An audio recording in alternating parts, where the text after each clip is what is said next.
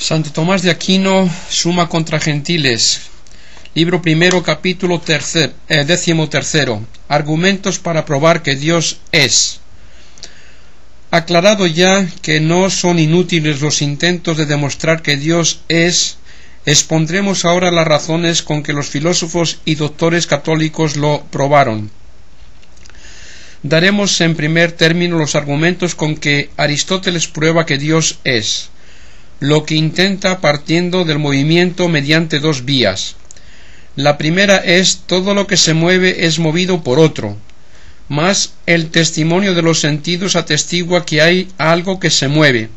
Por ejemplo, el sol recibe pues el movimiento de otro. Ahora bien, o este motor se mueve o no. Si no se mueve, tenemos lo intentado, es decir, que hay necesariamente un motor inmóvil y a este llamamos Dios. Si por el contrario se mueve, es movido por otro. Luego, o se ha de proceder indefinidamente o se ha de llegar a un motor inmóvil.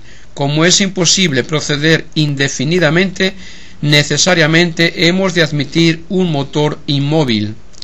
En este argumento hay dos proposiciones que han de ser probadas, a saber, que todo lo que se mueve es movido por otro, y que en los seres motores y movidos no hay que proceder indefinidamente. El filósofo prueba la primera de tres maneras. Si un ser se mueve a sí mismo, es necesario que tenga en sí el principio de su movimiento, de lo contrario sería movido por otro. También es necesario que sea el primer movido, es decir, que se mueva por sí mismo y no por virtud de una de sus partes, como el animal que se mueve por el movimiento del pie, pues no sería movido todo él por sí mismo, sino por una de sus partes, y una movería a la otra. Es necesario asimismo que sea divisible y que tenga partes, porque todo lo que se mueve es divisible, como se prueba en el libro sexto de la física. Esto supuesto razona así: el ser que se supone movido por sí mismo es primordialmente movido, de donde, paralizada una de sus partes, sigue la paralización del todo, pues si se mueve una parte y otra está en reposo, el todo no sería movido el primero, sino la parte que se mueve. Nada que entra en reposo por el reposo de otro se mueve por sí mismo, porque cuando el reposo de un ser sigue al reposo de otro, es necesario que su movimiento siga el movimiento del otro, y así no se movería a sí mismo. Luego el ser que se suponía como movido por sí mismo no se moverá a sí mismo. En consecuencia, lo que se mueve es necesariamente movido por otro. A esta razón no se opone el que alguno tal vez pudiera decir que la parte de lo que se mueve a sí mismo no puede estar en reposo, y además que la parte no está en reposo o se mueve si no es accidentalmente, como interpreta falsamente Avicena.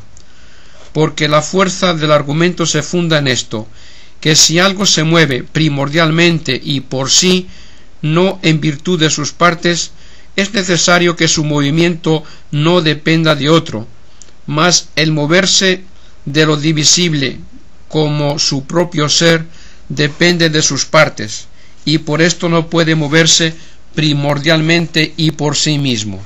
Luego, para la verdad de la conclusión deducida, no se requiere que se suponga como absolutamente verdadero que una parte de lo que se mueve a sí mismo está en reposo. Sin embargo, es necesario que esta condicional sea verdadera, o sea, si la parte estuviera en reposo, estaríalo también el todo. Proposición que puede en realidad ser verdadera, aunque su antecedente sea imposible, tal como lo es la siguiente condicional: si el hombre es asno, es irracional. La segunda prueba es por inducción. Todo lo que se mueve accidentalmente no se mueve a sí mismo, pues se mueve al moverse otro, Igualmente tampoco se mueve a sí mismo lo que es movido por violencia, cosa evidente, como tampoco lo que se mueve por su movimiento natural, como los animales, quienes consta son movidos por el alma, ni, en fin, lo que se mueve por natural impulso, como lo pesado y lo leve, que son movidos por quien les da el ser y aparta el impedimento. Es así que todo lo que se mueve o se mueve por sí mismo o accidentalmente, mas si es por sí, o es por violencia o por naturaleza, y esto último o por movimiento intrínseco como el animal, o extrínseco como lo grave a lo leve. Luego todo lo que se mueve es movido por otro. La tercera prueba es como sigue: nada está simultáneamente en acto y potencia respecto de una misma cosa.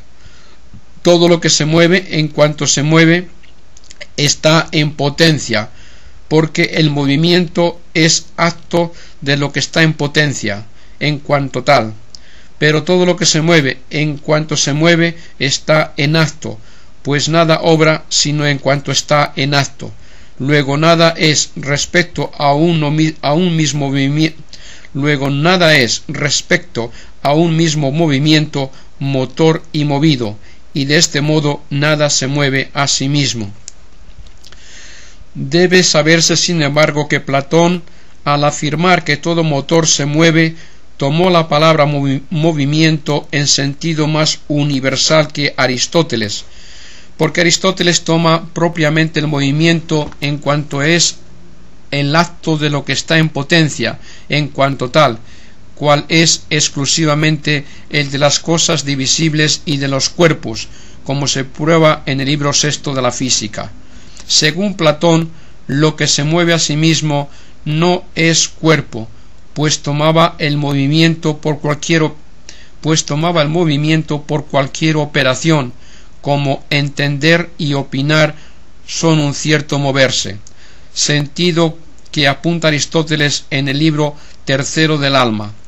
En atención a esto, decía Platón que el primer motor se mueve a sí mismo en cuanto se entiende y se quiere o ama, lo cual en cierto sentido está en conformidad con las razones de Aristóteles, pues no hay diferencia en llegar a un primer motor que se mueva, según Platón, y en llegar a un primer motor absolutamente inmóvil, según Aristóteles.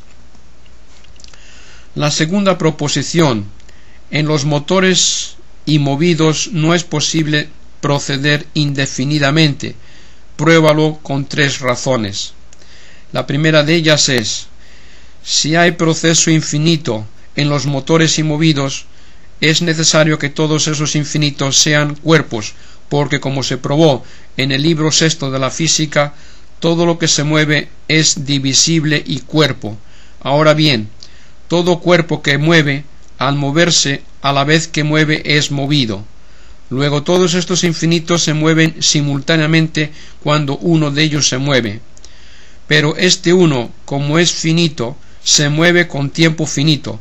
Luego todos aquellos infinitos se mueven con tiempo finito. Mas esto es imposible. Luego es imposible también que en los motores y movidos se dé proceso infinito. Que sea imposible que estos infinitos se muevan con tiempo finito se prueba de este modo: el que mueve y lo movido deben ser simultáneos, como lo demuestra valiéndose de las clases especiales de movimiento. Mas los cuerpos no pueden estar simultáneamente si no es por continuidad o por contigüidad. Luego, como todos los motores y movidos son cuerpos, como ya se probó, deberán ser como un solo móvil por continuidad o contigüidad, y así un infinito se mueve con tiempo finito, lo que es imposible, como se demostró en el libro sexto de la Física. La segunda razón para probar lo mismo es: en los motores y movidos subordinados, de los cuales uno es movido por el otro ordenadamente, ha de darse necesariamente lo siguiente: que quitado el primer motor o cesando en su movimiento, ninguno de los otros moverá ni será movido, porque el primero es causa del movimiento de todos los demás. Mas si estos motores y movidos subordinados se multiplicaran infinitamente, no habría algún primer motor, pues todos serían como medios para mover. Luego ninguno de ellos podría moverse, y así nada se moverá en el mundo. La tercera prueba recae sobre lo mismo, aunque alterando el orden, es decir, comenzando por lo superior. Y es así: lo que mueve instrumentalmente no puede mover si no hay algo que mueva como causa principal.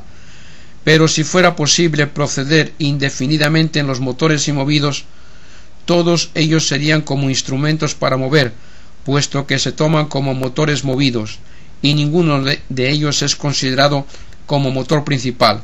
Luego nada se moverá. Esto evidencia la prueba de las dos proposiciones supuestas en la primera vía de demostración, mediante la cual prueba Aristóteles que hay un primer motor inmóvil. La segunda vía es esta: si todo motor se mueve, esta proposición o es verdadera en sí o lo es sólo accidentalmente. Si es accidentalmente, no es necesaria, porque lo accidental verdadero no es necesario. Luego es contingente que ningún motor se mueve. Mas si el motor no se mueve, no mueve como dice el adversario. Luego es contingente que nada se mueve, porque si nada mueve, nada se mueve. Pero Aristóteles considera imposible que nunca haya habido movimiento. Luego, el primero no fue contingente, porque de una falsedad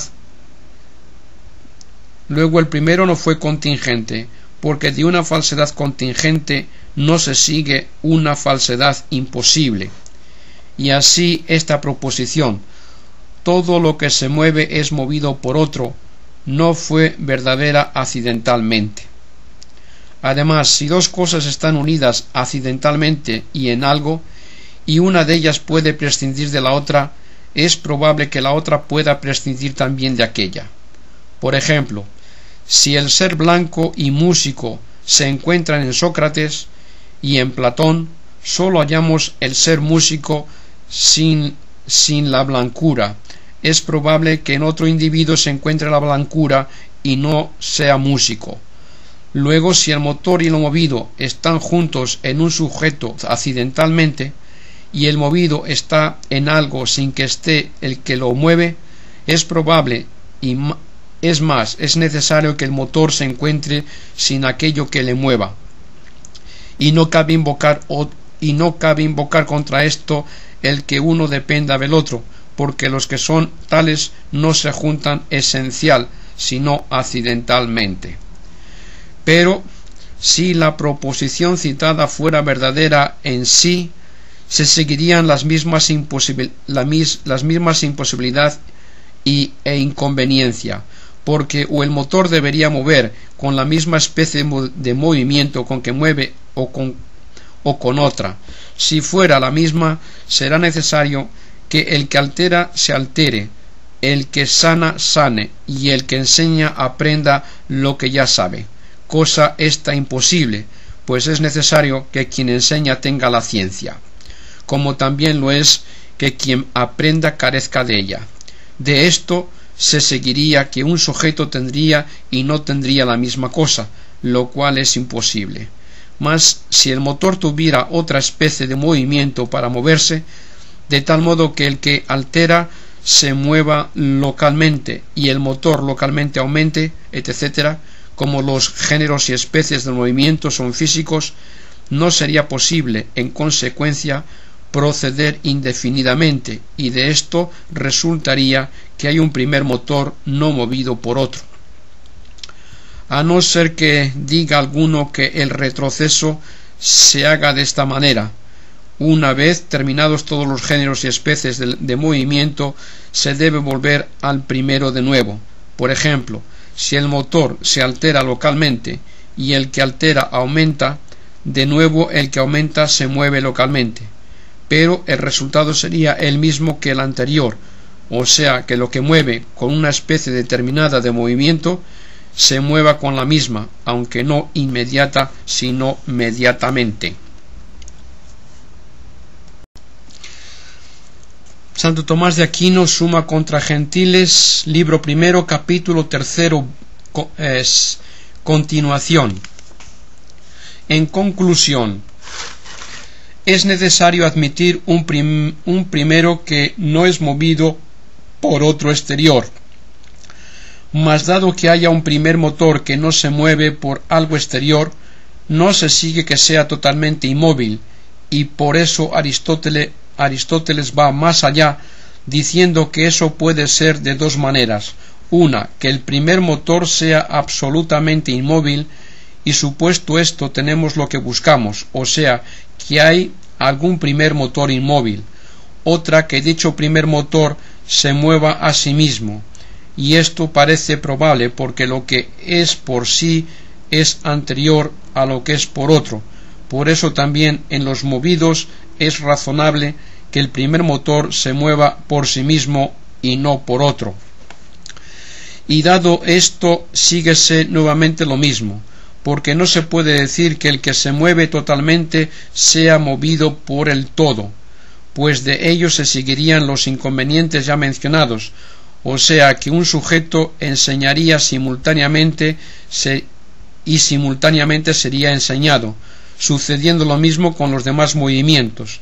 Además que una cosa estaría a la vez en potencia y en acto, porque el que mueve en cuanto tal está en acto y el movido en cuanto tal está en potencia. Conclúyese pues que una de sus partes es solamente motor y la otra movida, y el resultado es igual que el anterior, o sea que algo es motor inmóvil. No puede decirse que se muevan ambas partes moviendo una a la otra, ni que una parte se mueva a sí misma y mueva a la otra, ni que el todo mueva a la parte, ni ésta al todo, porque se seguirían los mismos inconvenientes, es decir, que una cosa simultáneamente se movería y movería con la misma clase de movimiento, y que estaría a la vez en potencia y en acto, y además que el todo no sería lo primeramente que se movería, sino por razón de su parte. Conclúyese pues que en los que se mueven a sí mismos una parte sea inmóvil y motora de la otra, pero como entre nosotros, en los que se mueven a sí mismos, o sea en los animales, la parte motora, es decir, el alma, aunque en sí es inmóvil, se mueve, no obstante accidentalmente, demuestra también que la parte del primero que se mueve a sí mismo al moverse no se mueve ni esencial ni accidentalmente. Los seres que se mueven en nosotros, entre nosotros, por ejemplo los animales, como quiera que son corruptibles, su parte motora se mueve accidentalmente. Por tanto es necesario reducir a un primer motor que sea sempiterno, los que se mueven a sí mismos. Luego deberá darse un primero que se mueva a sí mismo y que no sea movido ni esencial ni accidentalmente. Y que se dé este primer motor sempiterno necesariamente manifiéstase en conformidad con su posición, porque si como supone él, el movimiento es sempiterno, es necesario que la generación de los que se mueven a sí mismos generables y corruptibles sea perpetua. Y ninguno de los que se mueven a sí mismos pueden ser causa de tal perpetuidad, pues no es siempre, ni pueden serlo tampoco en conjunto, porque no se dan a la vez ni son infinitos. Dedúcese pues que se dé algo que se mueva a sí mismo perpetuamente, causa de la perpetuidad de la generación de todos estos seres inferiores que se mueven a sí mismos, y en consecuencia su motor no se moverá ni esencial ni accidentalmente. Además, De entre los que se mueven a sí mismos, vemos que algunos comienzan a moverse de nuevo por otro movimiento que no proviene del mismo animal, por ejemplo, en virtud de la comida ya digerida o por alteración del aire. Movimiento este que hace que el que se mueve a sí mismo se mueva accidentalmente, siguiéndose de esto que ninguno de los que se mueven a sí mismos, cuyo motor se mueve esencialmente, se mueva siempre. Sin embargo, el primer ser que se mueve a sí mismo, muévese siempre, porque de no ser así, no habría movimiento sempiterno, ya que todo movimiento es producido por el movimiento del primer ser que se mueve a sí mismo.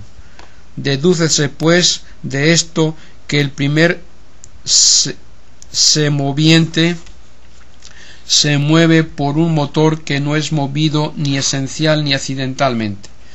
En nada contraría este argumento el que los motores de los orbes inferiores produzcan movimiento sempiterno aunque ellos se mueven accidentalmente, pues se dice que se mueven accidentalmente no en atención a sí mismos, sino en atención a sus propios móviles que siguen el movimiento del orbe superior. Pero como Dios no es parte de ningún ser que se mueve a sí mismo, Aristóteles investiga después en su metafísica, descontado este motor que es parte del que se mueve a sí mismo, otro motor totalmente separado que es Dios. Pues como todo lo que se mueve a sí mismo muévese por apetito, es necesario que el motor que es parte del que se mueve a sí mismo mueva por el apetito de algo apetecible, y lo apetecible es superior al propio motor, porque quien apetece es en cierto sentido un motor movido, mientras que lo apetecible es motor absolutamente no movido. Luego debe darse un primer motor separado absolutamente inmóvil, que es Dios. Ambos procesos parecen apoyarse en dos puntos débiles. El primero de ellos es que se parte de la suposición de la eternidad del movimiento, cosa que los católicos tienen por falsa. Mas a esto se contesta que la vía más eficaz para demostrar que Dios es la que parte de la suposición de la eternidad del mundo, y si la aceptamos parece menos claro que Dios exista. Porque si tanto el mundo como el movimiento tienen comienzo, es evidente que es necesario suponer alguna causa que produzca de nuevo al mundo y al movimiento, porque todo lo que comienza a ser de nuevo ha de tomar necesariamente su origen de un innovador, pues nada pasa por sí de la potencia al acto o del no ser al ser. El segundo es que en dichas demostraciones se supone que el primer movido, o sea, el cuerpo celeste, se mueve por sí mismo, de lo que se sigue que es animado, cosa que muchos no conceden. Y a esto se contesta que si el primer motor no se supone movido por sí, es necesario que sea movido inmediatamente por el que es totalmente inmóvil. Por esto Aristóteles incluye la disyuntiva en esta conclusión, es decir, o que es necesario llegar inmediatamente al primer motor inmóvil separado, o al que se mueve a sí mismo, mediante el cual llegase nuevamente al primer motor inmóvil separado. Procede además Aristóteles por otra vía para demostrar que en las causas eficientes no es posible proceder indefinidamente, siendo necesario llegar a una causa primera, a la que llamamos Dios, y es esta vía en todas las causas eficientes ordenadas lo primero en todas las es esta vía en todas las causas eficientes ordenadas lo primero es causa del medio y lo medio de lo último, ya sea un solo medio o ya sean varios, y quitada la causa desaparece lo causado. Luego, quitado lo primero, el medio no podrá ser causa. Y si procediese y si se procediese indefinidamente en las causas eficientes, ninguna sería causa primera. Luego desaparecen todas aquellas que son medias. Esto es, sin embargo, manifiestamente falso. Luego debe suponerse la primera causa eficiente, que es Dios. Todavía puede sacarse otra razón de las mismas palabras de Aristóteles. En el libro segundo de la Metafísica demuestra que aquellas cosas que son verdaderas en grado sumo tienen a la vez el ser en grado sumo. Mas en el libro cuarto de la misma obra prueba que hay algo verdadero en grado sumo, por el hecho de que vemos que entre dos cosas falsas una lo es más que la otra, por lo cual será necesario que una cosa sea más verdadera que otra, según su aproximación a lo que es esencialmente y en sumo grado verdadero, de lo que se deduce en última instancia que se da algo que es ser en sumo grado, y a esto lo llamamos Dios. Para probar esto aduce el Damasceno otra razón tomada del gobierno de las cosas, que también nota el comentarista en el libro segundo de la Física.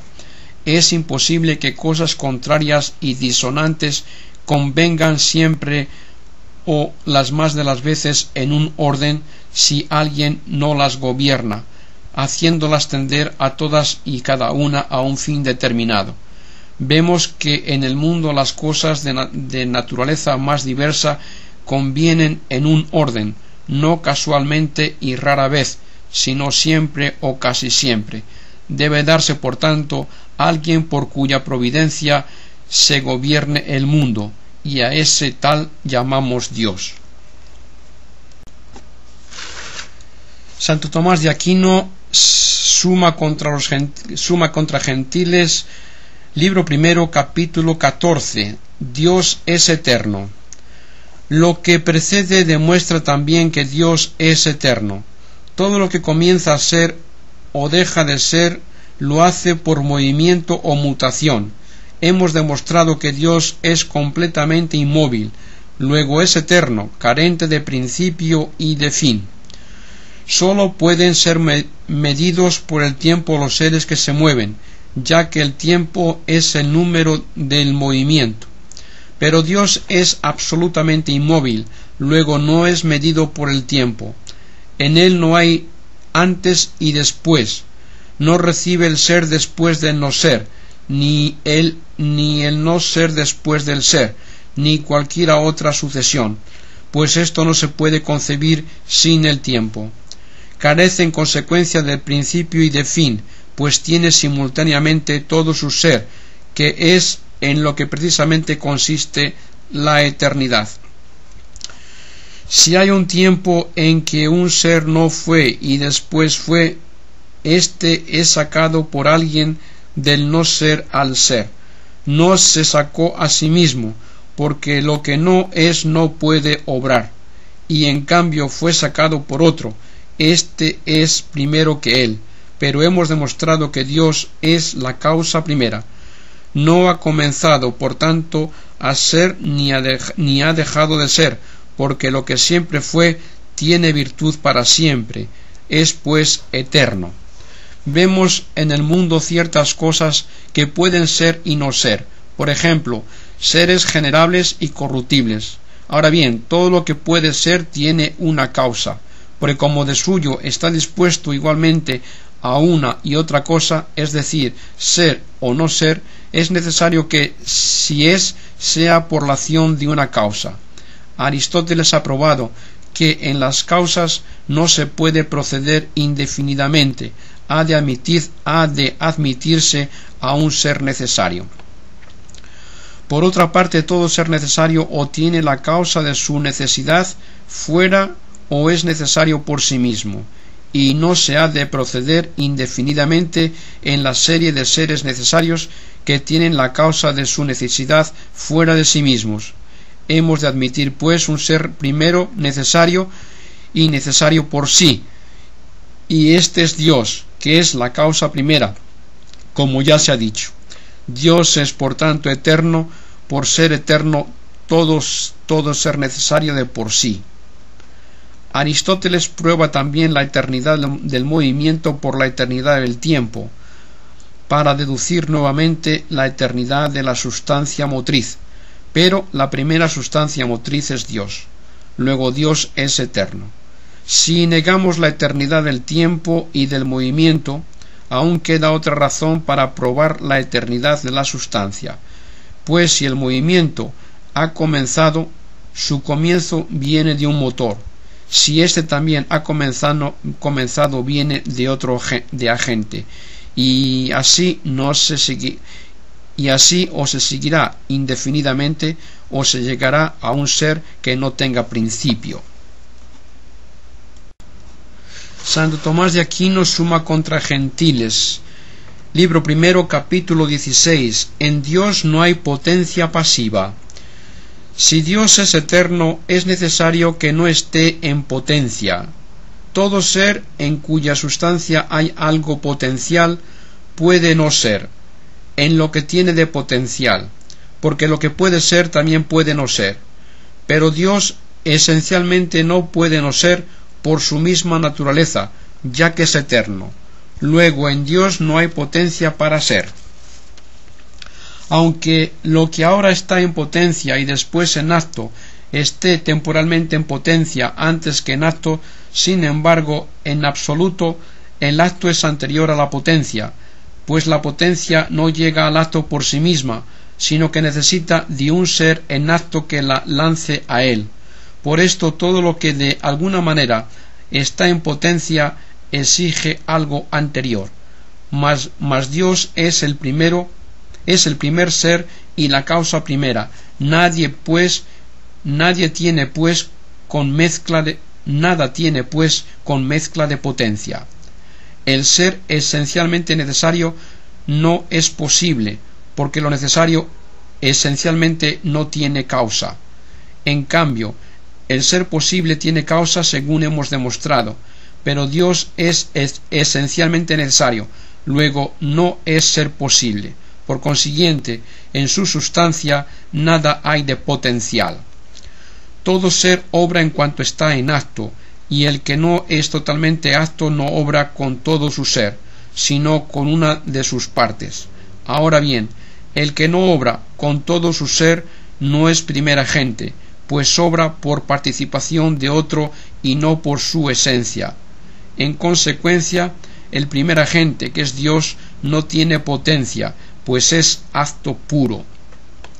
De la misma manera que el ser obra en cuanto está en acto, padece en cuanto está en potencia, porque el movimiento es acto del ser en potencia. Mas Dios es absolutamente impasible e inmutable, como ya se demostró. Nada tiene por tanto de potencia pasiva. Vemos en el mundo ciertos seres que pasan de la potencia al acto, y no por sí mismos, pues lo potencial todavía no es, y por tanto no puede obrar.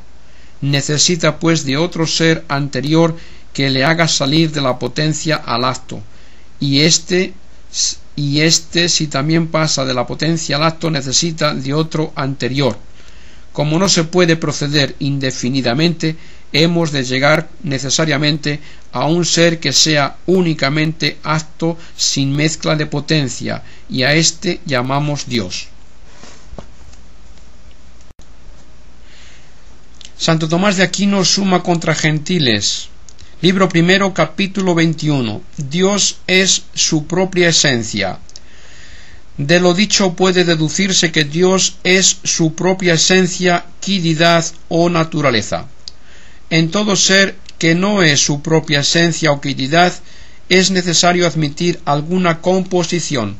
En efecto, como quiera que todo ser tiene su esencia, si existe alguno que nada tenga sino su esencia, todo lo que dicho ser es pertenecerá a su esencia, y así él mismo será su propia esencia.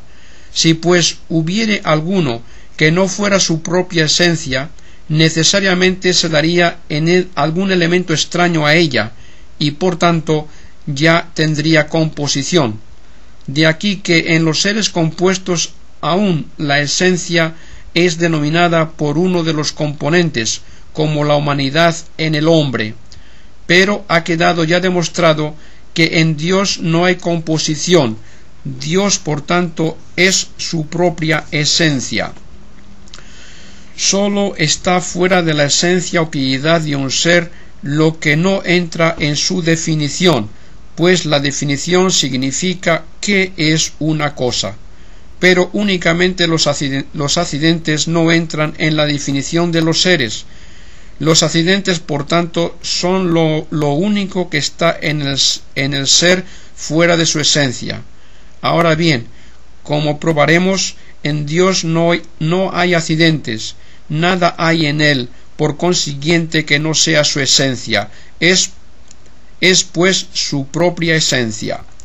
Las formas que no se predican de cosas subsistentes, ya se las considere en general o individualmente, son formas que de por sí no subsisten singularmente individualizadas en sí mismas. No se dice en efecto que Sócrates o el hombre o el animal sean la blancura, porque la blancura no subsiste en sí singularmente, sino que se individualiza en el sujeto subsistente. De igual modo, las formas naturales no subsisten de por sí singularmente, sino cuando se individualizan en sus propias materias. Por eso no decimos que este fuego o simplemente el fuego sea su propia forma. Las mismas esencias o quiedades de los géneros y especies se individualizan por la determinada materia de tal o cual individuo, aunque la quiedad del género o de la especie contengan la forma y la materia en general. Y así no se dice que Sócrates o el hombre son la humanidad. Ahora bien, la esencia divina es por sí sustancia singular o individualizada en sí misma al no estar en materia alguna. Por consiguiente, la esencia divina se predica de Dios de modo que se puede decir Dios es su propia esencia. La esencia de un ser o es el mismo ser o de algún modo es como su causa, pues los seres se especifican por su esencia. Pero nada hay que pueda ser en modo alguno causa de Dios por ser el primer ser, como ya se ha demostrado. Por tanto, es su propia esencia. Lo que no es su propia esencia es en parte, con respecto a la misma, como la potencia respecto al acto. Por esto, la esencia se considera a modo de forma, la humanidad, por ejemplo. Pero en Dios, como ha quedado demostrado, no hay potencialidad. Luego, necesariamente, Dios es su propia esencia. Santo Tomás de Aquino, Suma contra Gentiles, libro primero, capítulo 22. En Dios se identifican el ser y la esencia. Partiendo de lo expuesto anteriormente, se puede probar además que en Dios la esencia o quiedad no es otra cosa que su ser. Se ha demostrado ya que hay algo que necesariamente es en sí, y es Dios. Luego, este ser que es necesario, si está unido a alguna quiedad que no se identifique con él, o estará en disonancia con él mismo, o sea, en oposición, como repugna a la esencia de la blancura el existir por sí misma, o estará en consonancia o afinidad con él, tal como está la blancura en otro. En el primer caso no convendrá a dicha quiedad el ser que es necesario en sí mismo, como no le conviene a la blancura el existir por sí misma. En el segundo no es necesario que tal modo de ser dependa de la esencia, o ambos de otra cosa, o la esencia del ser. Los dos primeros supuestos destruyen el concepto de lo que es necesariamente por sí mismo, porque si depende de otro ya no es necesariamente.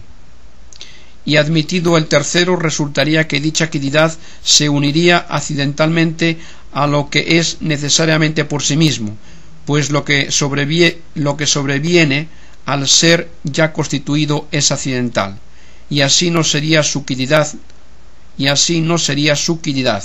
Dios pues no tiene una esencia que no sea su ser. Mas contra esto se puede decir que tal ser no depende en absoluto de dicha esencia, de modo que, no siendo ésta, le sea imposible ser, sino que la dependencia se reduce sólo a la unión con ella. Según esto, dicho ser es necesario en sí mismo, pero no tiene en sí la necesidad de unirse. Sin embargo, esta respuesta no evita los inconvenientes señalados, porque si tal ser puede concebirse sin dicha esencia, la relación entre ambos será accidental. Es así que lo que es necesariamente en sí mismo es el ser mencionado. Luego la esencia de que hablamos se relaciona accidentalmente con el ser necesario por sí mismo. En consecuencia, no es su quiddidad. Ahora bien, lo que es necesariamente por sí mismo es Dios. Resulta pues que tal esencia no es la divina, sino otra inferior. Por el contrario, si el ser a que nos referimos no puede concebirse sin la esencia mencionada, entonces él dependerá totalmente de quien depende su unión con dicha esencia, y así volvemos a lo mismo de antes. Todo es en virtud de su ser. Luego, lo que no es su mismo ser no es necesariamente por sí mismo, mas Dios es necesariamente por sí mismo. En consecuencia, Dios es su mismo ser. Si el ser de Dios no es su esencia, tampoco puede ser una parte de la misma, porque como se ha demostrado, la esencia divina es simple. Será pues preciso que tal ser sea algo al margen de su esencia, mas todo lo que conviene a un ser sin pertenecer a su esencia le conviene en virtud de alguna causa, pues las cosas que no forman una unidad esencial, si se unen, precisan una causa que las una. El ser, por tanto, conviene a dicha quiddidad por alguna causa, y esto será o por algo que pertenece a su propia esencia, o por la misma esencia, o por otra cosa. En el primer caso, como la esencia es conforme a dicho ser, se seguirá que una cosa es causa de su propio ser, y esto es imposible, porque según entendemos, la causa es antes que el efecto. Si pues un ser fuese causa de su propio ser, se concebiría siendo antes de ser, lo que es imposible, a no ser que se entienda que es causa de su ser según el ser accidental, que es un ser relativo. Esto realmente no implica imposibilidad. Se puede encontrar en efecto un ser accidental causado por los principios de su propio sujeto, pues se concibe como anterior al ser sustancial del sujeto. Aquí, sin embargo, no hablamos de un ser accidental, sino sustancial. Si en cambio le conviene en virtud de otra causa cualquiera, tendríamos esto: todo lo que adquiere el ser por otra causa es causado, y no es por tanto causa primera. Mas Dios es la primera causa incausada, como se ha demostrado. Por tanto, esta quiddidad que recibe su ser de otro no es la quiddidad de Dios. El ser expresa cierto acto. No se dice, en efecto, que una cosa sea cuando está en potencia, sino cuando está en acto. Ahora bien, todo aquello a lo que conviene un acto distinto de sí mismo se halla respecto de él como potencia, ya que el acto y la potencia son denominados correlativamente. Si pues la esencia divina es otra cosa que su ser, la esencia y el ser se hallan en relación de potencia a acto, pero se ha demostrado que en Dios nada hay potencial, sino que es puro acto. La esencia divina, por consiguiente, no es otra cosa que su ser. Todo lo que no puede ser sino por agrupación de muchos es compuesto, pero ningún ser en que una cosa es la esencia y otra el ser puede ser sino por la unión de varios, es decir, la esencia y el ser. Luego todo ser en que una cosa es la esencia y otra el ser es compuesto. Ahora bien, ha quedado demostrado que Dios no es compuesto, por tanto el ser de Dios es su propia esencia. Todo es en cuanto tiene ser. Ningún ser, por tanto, cuya esencia no sea su ser es por esencia, sino por participación de otro, es decir, del mismo ser. Pero lo que es por participación de otro no puede ser primer ser, pues aquello de que participa para ser es anterior a él, y Dios es el primer ser, anterior al cual nada hay. La esencia de Dios la esencia de Dios, en consecuencia, es su ser.